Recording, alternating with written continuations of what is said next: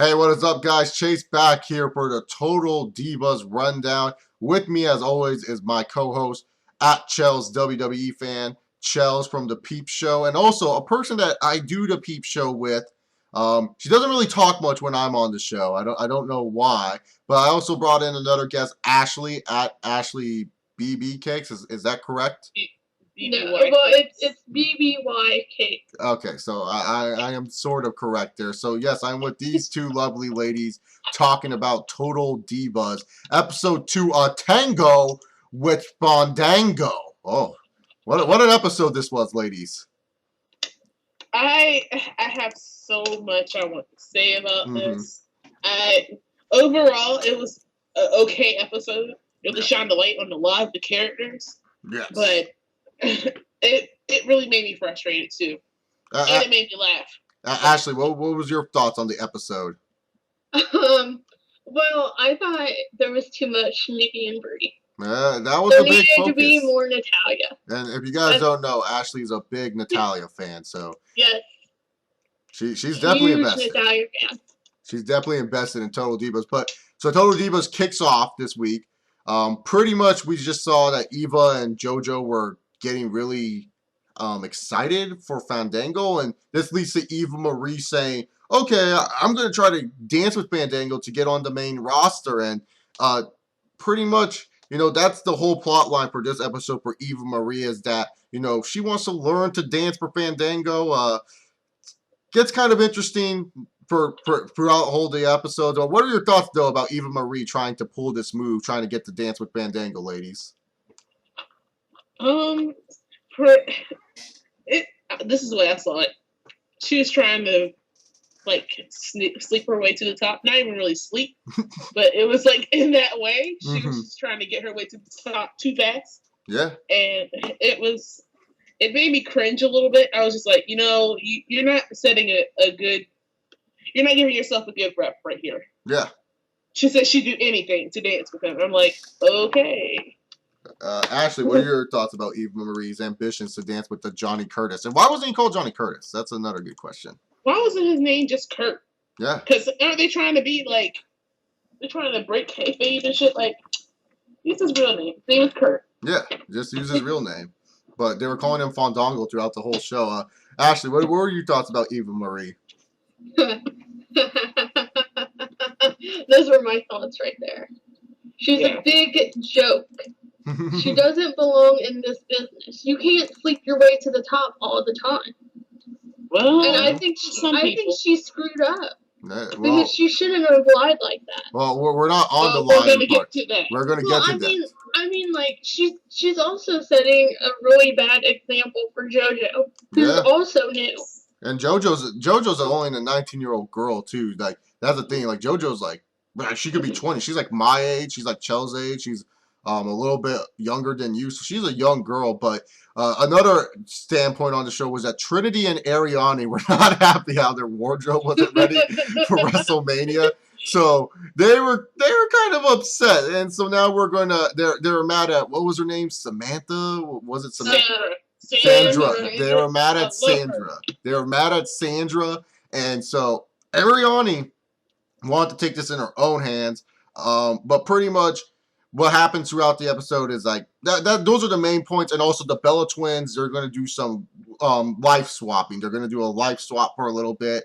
But it turns out Eva Marie, she goes to the WWE people and she's like, I can dance. Yeah, I have a dance background and all this other stuff. To the WWE because Fandango was kind of flirting with her, kissing their hand or some shit like that. But in all honesty, I just didn't know. She just didn't seem competent at all with the whole, telling the WWE management. Right then and there, I would have said, like, you're lying to us. Like, why are you lying to us? Are you really trying to get this big push right here, right now? I mean, in all honesty, she just looked fake when she was asking, for the dance position. And I honestly didn't think it was a good idea for her to go to the WWE management and tell her that she is ready for the dancing job. I just felt that it was something, because she can't dance. She was like, oh yeah, I can ballroom, I can hip hop and all sort of stuff. And so, people are going to find that out if you can't dance. She could probably just twerk. I don't know. Anyone can twerk. Anyone can Dougie. If you can't Dougie, like, Go watch a video. You can learn it in 2 seconds. But Eva Marie, so far, like I said in the last episode, Chels, she's the shit maker. And this is why I'm liking the Eva Maries. Because she causes all this shit around the WWE. And that's what they needed for the show. Yeah, and that's why I like her. But also, Ariani and my boy Vincent, the best character on Total Divas. Oh my god. My boy Vincent, were upset. They were calling, was it Nick or whatever his name was, the costume designer dude, to make Ariani a costume that goes boom, boom, power, or that was thebomb.com. That's thebomb.com. Yeah. If she says that one more damn time, I am going to shoot her. I'm sorry. Ariani is like really putting on the stereotypical of what black women are. Girl. Yeah, that black women stereotype. That's what Ariani's putting on for me. Like she making us look bad. I mean, really, to be honest, that's how I'm putting. I'm just like, oh god, like this. Just stop with this thebomb.com bullshit. But we also find out that the Bellas are also going on John Cena's private jet.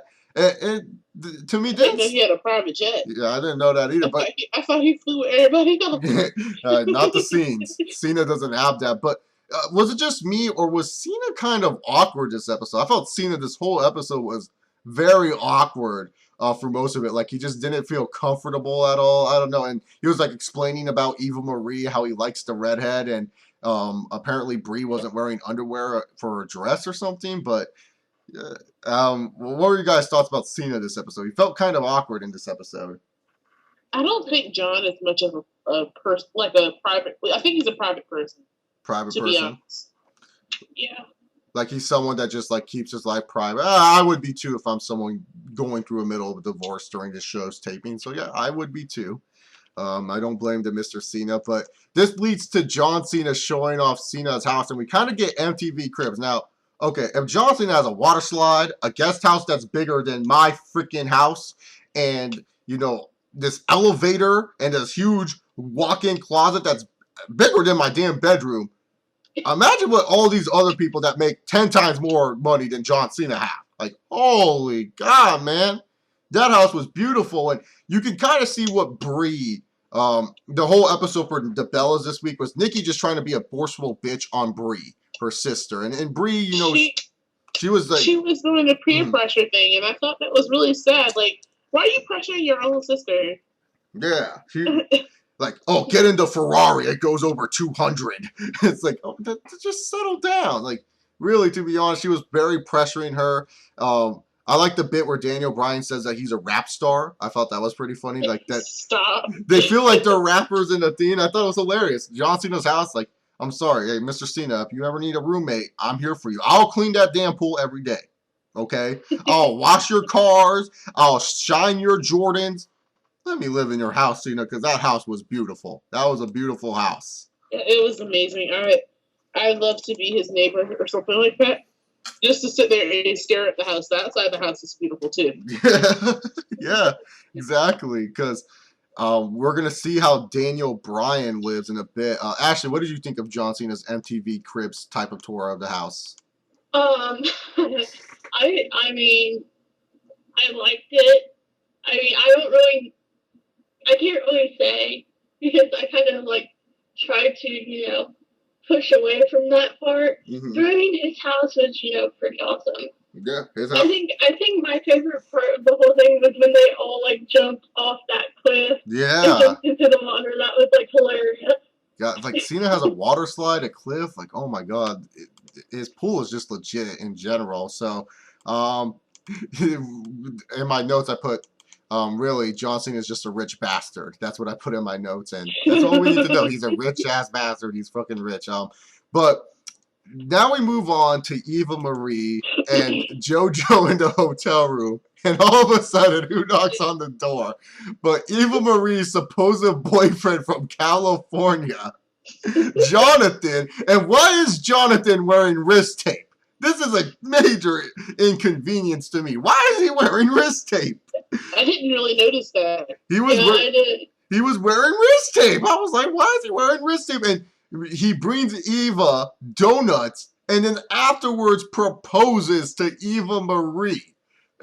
I'm just thinking to myself, this was fake. This guy is a developmental wrestler. This was all to build drama for the show. This Jonathan character is not who he says he is. He is not a dude from California. He is some dude that's into developmentals. Because why is he wearing wrist tape? And I don't know. I just felt this segment was one of their faker moments on Total Divas this episode. I was totally confused by the whole thing. I didn't know what the hell was going on because I wasn't really paying attention at that point. But, you know, it was kind of awkward. And then after all of that, JoJo goes, "What?" Her face the whole time was just like, "What is going on?" Like it was so. Oh, go ahead, Chelsea. Oh, go ahead. No, I was. Well, I was gonna say it was mostly awkward for JoJo. I felt so bad for her. She was just like, "I'm gonna go read a book now." and then she goes, "Oh, make sure you have some music on or something like that." I'm like, "Whoa, this girl is 19. Don't be doing all that." And if people forget, Eva is 28 years old. She's a grown-ass woman. Yeah, she's old. I didn't know how old she was until I looked it up. I was like, wow, she's up there in age. I didn't know that. But she is a very beautiful woman. I'm not going to deny that. So pretty much now Jonathan, if that's his real name, is engaged to Eva Marie. But at this time, there's a conflict because Eva Marie has to meet Fandango about dancing. She has to meet Johnny Curtis, about the dancing. So, what did she decide to do for this business meeting? Take off her wedding ring. What's this? Why is she taking off the wedding ring? I mean, JoJo said it best. It's kind of too serious to take off a wedding ring for a business meeting. I mean, really? The wedding ring? Why? She was about to turn on the charm. She was turning on the charm. She was turning on the charm because, goddamn, Fandango came up as a total perv this whole episode. Well, she was getting weird with Johnny Curtis. She was. I mean, seriously, Fandango the whole time, like during the segments of them, they were just sitting there eating their food. And Fandango was like, "You look very beautiful. Oh, you're so hot. You dressed to impress." And then later on, he's gonna think about her in the shower too. Yeah. Oh yeah, that part made me cry. I was like, it was so hilarious. I was like, what is he talking about? And then he invites her to a club, and then at the club, like he just looks awkward. He's like, "Oh yeah, I want a ballroom dance," and you're hearing the club music in the background, and you just see Eva. She kind of looks uncomfortable, and Johnny, he's just like, "Come on, let's dance, girl. I just want to get my grind on or something." Like, he just looks like he's wanting to just dance with her hard. And you know, she let on that she didn't have a boyfriend too. Mm-hmm. So during this whole business meeting, she was just saying, "Oh, I'm free." And at the club, it was just an awkward thing. I just felt Johnny. I felt Fandango came off really bad. He just looked kind of perverted during this whole segment. He honestly looked like a man whore. Yeah. It was that bad. I agree. They probably told the same character. I don't know. Yeah, it was hilarious. Yeah, very awkward scenes. I don't think there's going to be much chemistry there. But now we move on to the part where Ariane, I always get her name mixed up because I want to call her by her fucking ring name, but she's called Ariane on the show. Ariane, she got her Bootylicious, the bomb.com gear with the rhinestones and it's lime green. And she decides to call Trinity about this. And she leaves a voice message be like, "Hey girl, yeah, you know, I got my hot new gear and it's like my boobs are showing and my booty popping out. Yeah, I mean, girl, don't tell John about this." If you guys don't know, John Uso is what's it called? This part. Yeah, John Uso is Jay Uso, and that's who Trinity's engaged to. He's like, don't tell John about this because you get all upset. But hey, yeah, girl, we gotta look hot on Monday. And then Trinity, she's like, "What's she talking about?" And John's like, "Dude, that girl ain't got no booty, got no booze. It was imagine you." She's like, "I already got too much junk in the trunk." And there's JoJo kind of just sitting there really doing nothing on the show. JoJo, once again, is doing nothing in this episode. JoJo, really, JoJo was like the voice of reason for even the whole time. Yeah, but she wasn't being... just like, girl. She's not being featured as a main. She's just always in the background, kind of just sitting there, acting cute. Well, that's all she can really do. But yeah, she is 19, so, you know. But she's still drinking. Yeah, she can't really do much. But John Uso proved a point here. Like, I don't want my future wife being like this. And I like John Uso. Great guy, you know, really being very good to his wife. And Trinity, obviously, she wants to take herself very seriously. She doesn't want her booty and shit popping out, her camel toe and stuff like that. So, her cookie. Yeah, her cookie, as she calls it, to be showing up. So, really, to be honest, I liked how Trinity handled this. And really, that's all we saw of Ariane and Trinity through most of the episode. Because, like, we only get to see the final closing segment, which we will talk about later. Because we're almost coming up there. We have Daniel Bryan taking Nikki and John to Albuquerque. And this is another awkward... This was another... Aberdeen. Oh, Albuquerque. That's another place. Aberdeen, Washington. Hey, I'm allowed to mess up sometimes. I thought it was Albuquerque. That's in Albuquerque. That's in New Mexico. Aberdeen, Washington. Very small place, very subtle place with the trees. And this was another awkward John Cena scene.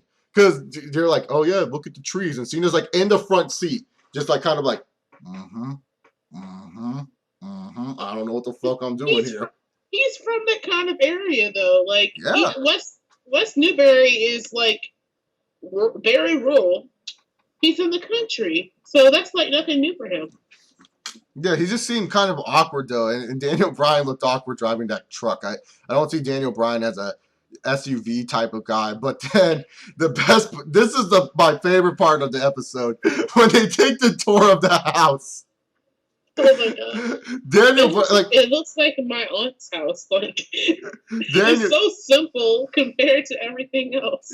Like my favorite part is just that Daniel Bryan, like you get the dopey music. With John Cena's house, we got the like Flow Rider background music. Like this is the closet, this is the fucking master bedroom, and all this other shit. With Daniel Bryan's house, it was like duh, and right here we got stuff right here. And John Cena's like, oh, you got no TV. Yeah, but we have antlers. And Cena's like, oh, and like, oh yeah, this is the master bedroom. And it was like dopey ass music, and it was kind of random. And then Daniel Bryan's like, yeah, I'm gonna go real quick. And then after when they go, Cena is the douche in this moment. And I don't understand why Nikki said we will see why Cena's such a great guy. He acted like a total douche for so far in this episode, and we're not even near to the douchiest part of him, where Cena goes, "You're okay with living here?"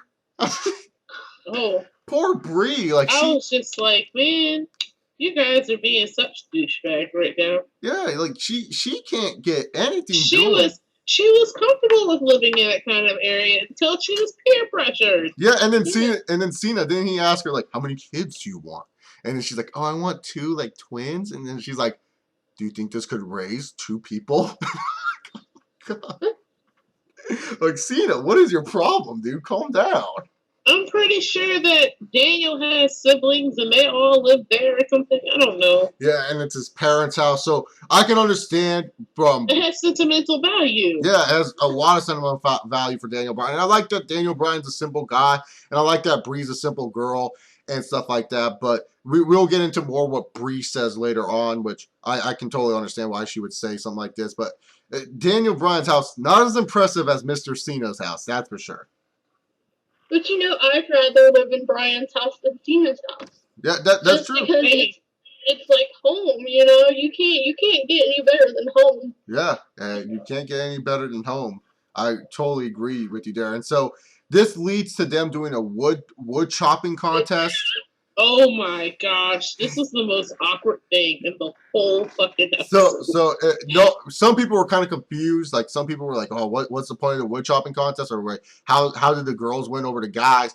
Pretty much every 3 woods that the men cut down, it only counted as 1. Or like No, for every one that the girls got, the guys would have to cut down 3 for that to equal 1 wood. So, like, pretty much, like, John Cena would need to cut 3 woods to equal to 1. So, for anyone who was confused there you go. It's simple math. But it turns out that Brie, she's killing this wood. They decide to show off their boobs and whatnot. And then Daniel Bryan and John Cena take off their shirts, which led to probably a lot of teenage girls excited to see John Cena shirtless. And then there's more of Cena later on in this segment. But this leads to, like, it was the most awkward. It was so awkward. It was. And so this leads to this wood chopping where Brie, she ends up killing it. And then this leads to Nikki kind of struggling a bit, but she gets 2 down. She hit herself in the vagina. Yeah. That would totally be me. And then we get to John Cena. And who's not surprised that John Cena just killed this thing with an axe? Who's not surprised John Cena just murdered every single piece of wood? He just looked like it was just a breeze for him. And then... Poor Daniel. Daniel was just like, man, fuck this. No, we'll get to Daniel in a minute, but the funniest part is when Nikki goes in front of John, like, I'm going to give you some wood, and he's like, I already have some. And then after Cena's done, they literally zoom in onto Cena's pit. Cena has a giant-ass boner. What the hell? Looks like Nikki will have to chop some wood later. Oh, Nikki's going to have to chop down some wood for sure, but... Oh, God. I'm so dead. It was so hilarious. It was awkward but funny at the same time. Yeah, because he's like, I already got some wood, and then all of a sudden they zoom in on his boner. It was just the most awkward thing. Horrible. But women, for anyone who wants to know how big John Cena's cock is, apparently it's big enough to see through jeans. Whoa. Apparently, I mean, that shit was fucking out there. I was like, wow. You don't even have to pay $5 for it. Yeah, exactly. Damn. You don't have to pay $5 to see that. And then we get to Daniel Bryan. And Bryan, for someone that lives in Aberdeen, he doesn't seem like he's doing a good job with the wood chopping. I thought he was going to kill it, but as Bree said, Bryan likes to chop wood like how he likes to take life. Slow. And Bryan was, not going to lie, kind of pathetic. Kind of slow doing that. And his excuse was, I was just trying to tie it up for the girls. And then stuff like that. I was trying to go for the tie. And now Cena and Bryan will have to give intimate massages to Nikki and Brie. But also Cena had another douchebag moment in this moment where he was all to Bryan. Nikki got 2. You couldn't get 1. He's like, I was just trying to go for the tie. And Cena was just very upset about this. Way too upset. Oh, wow. He was just over. I can't. He was a little ratchet, as we like to say on the Peep Show podcast. Yeah. He's very ratchet. And check out the Peep Show podcast. I'm a guest for the 4th time. Yes. This Friday. This Friday. Along with the newbie that I don't know at WrestleCast. Yeah. WrestleCast. Yeah. Yeah. I'm with him. So. Shameless plug. Yeah. Shameless plug. Hey, you can plug whatever you want on my channel, but John Cena had to raise the Bella Twins, and this also leads now to Nikki and John in the bed, and oh boy, awkward moment number 2. Yeah, Cena was not just like laying in bed with her, just talking. He was trying to play grab ass. He was trying to get a hold of that ass and have sex with her right then and now. And Cena's like, "Oh, you need to get some wine. We drank all the wine, eating spaghetti last night." So you have to get some more wine. And then later on, Nikki, she says, all right, stay shirtless. And stuff like that. But it turns out Nikki and Brie go on a car ride. This is the part where Nikki kind of says, are you okay with this? Are you okay with living here? And all this other stuff. And they're walking in geese shit trying to get to the wine. And Brie, she's talking about how there's no sun or something like that. I don't know. She's just upset that there's no sun. And Nikki's just trying to watch out for her sister, which I understand. She's trying to watch out for her sister. But Brie, she says, she's sacrificing a lot. And she doesn't want to sacrifice too much just for one man she loves. And I understand where Brie's coming from. Because in all honesty, Bree's a girl, and she's admitted. She's like, oh, I'm from San Diego and Arizona. I mean, if you live in those areas, like, you would not want to move to a cold place. Like, if you live in Los Angeles your whole life, you want to move somewhere which is kind of similar, and you're sick of Los Angeles, you still want to move somewhere where you love the weather, where the weather is friendly to you. Like, I understand where Brie was coming from, how she doesn't want to sacrifice too much and stuff like that. And Nikki did put up a good proposal here. I did say that Nikki, she said, like, this could be fun for Christmas or something like that, but this is not something that you want to do. Like, you don't want to live in this. Like, I totally agree where Brie's coming from. I feel that, like, she shouldn't sacrifice, like, living in somewhere where her and Brian can both be happy for, just so that way she can make Brian happy. Like, in a relationship, it's more healthier when both sides are happy. I feel like they were both happy in San Diego. I don't see why they can't live in San Diego, but I understand where Bree's coming from. I think that she needs to talk to Daniel Bryan about probably living somewhere where both of them can be happy. Do you guys agree with me here or no? Yeah, I agree, because why would you want to be somewhere where you're just like, oh, I hate this place. I really hate this place. I want to get away. Yeah. Like, that's just the way I feel about that. Ashley, what are your thoughts about this? Well, I'd have to agree. I mean, like, I don't really know. Because, I went to school somewhere where I wasn't really comfortable, so I like to be somewhere where I'm comfortable at. Mm-hmm. So I just think I would just rather stay where I'm comfortable and not move anywhere else. Yeah, so I totally agree, because I feel like I just feel that they could find a place where they can be a happy medium. And also, Brie was also hesitant. This was something that I missed out, to add some changes to the house, because this was Daniel Bryan's house that he grew up in, so he's very sensitive about it. And Johnson was like, oh, okay, that's why he probably doesn't want to change it or anything. But I can understand. So maybe that's something we're going to find out next episode, which we will, because they previewed that. But now back to the Funkadactyls, where Trinity is not a fan of her cookie and her camel toe, or everything's hanging out. Her camel toe was showing. They fucking have to blur that out. They blurred it because her cooch was out. Yeah, they were blurring that shit out, and so they were just like, okay, let's go to Sandra. Like, I'm not happy because my cookie's out. That was the whole show for me. I was done after that. Yeah, so pretty much Sandra was upset that they went behind her backs, and Trinity was straight up. She was like, I didn't do this. And Ariana's like, look, you messed up on the WrestleMania gear and all this other stuff. And Sandra was just like Ariana asked for, new ring gear or something, and Sandra was just like, no, you guys went behind my back. And then Ariana's like, what can we do to get new ring gear and stuff like that? And she's like, apologize. And Ariana's like, why should I apologize? Like, she's just getting up in Sandra's grill. And Sandra's like that old black woman. You can't mess with her. You ain't gonna mess with her. You go see.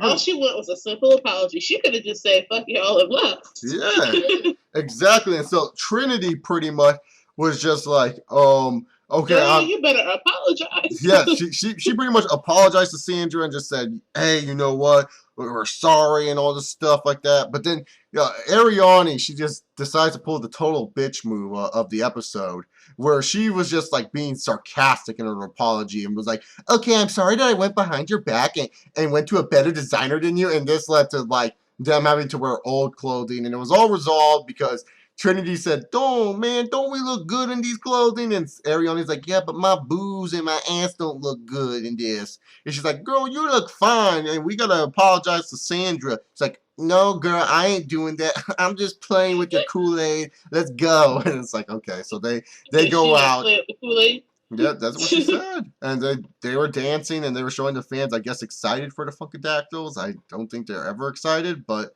they were. Now, this is the meats and bones of the episode. Is Eva Marie ready to dance? And so, all the divas gather up. Our first Natalia major sighting of the episode, where she was in the beginning, but she didn't really say much. Besides, like, oh yeah, he just has different dancers. But she was like, oh, are you ready for this? And all the girls were ready to watch Eva Marie try to dance.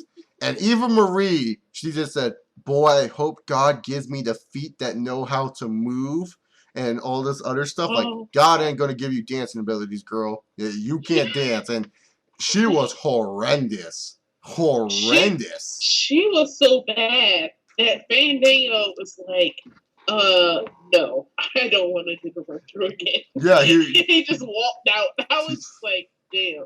He's like, we're not doing this again, and just left. And Jane was pissed off. She just left, and this led to I don't know who the guy is. Who's the guy? Some dude. I don't know. I forgot his name. Yeah, I forgot his name too. But isn't he like talent relations, like Jane? Yeah, something like that. I don't know his name. He's like her assistant or something. Yeah, he's Jane's assistant. That's all I know him by. And he came and he was very upset. He's like, I'm no fucking dancer, but I know that's not dancing. He was upset. And this led to Stephanie and Eva Marie talking. Eva just was so scared. You can just tell by this poor girl's heart that she was like, oh, fuck. Here's Stephanie. And Stephanie's like, she was like, oh, fuck, I am done. She was as pale looking as Sheamus. Yeah, no. On a regular basis. She looked so awful. And then Stephanie was like, you know what you could have done? You made us an embarrassment. Now we don't have a dancer and all this other stuff, and saying that was a mockery and all that crap. And she just pretty much laid it into Eva, and Eva was just like a scared little girl, like, I don't know what I did.